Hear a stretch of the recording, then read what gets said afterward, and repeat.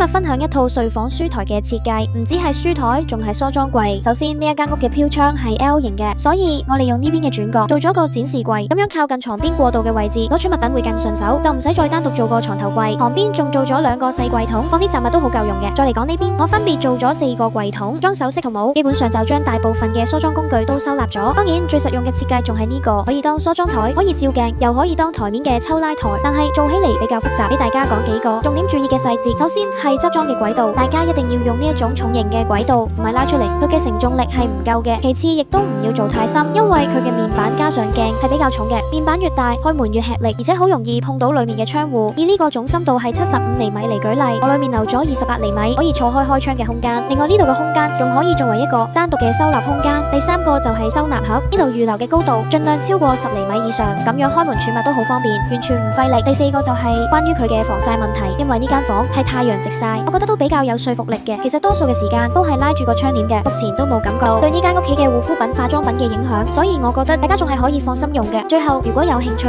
歡迎 follow 我哋啊！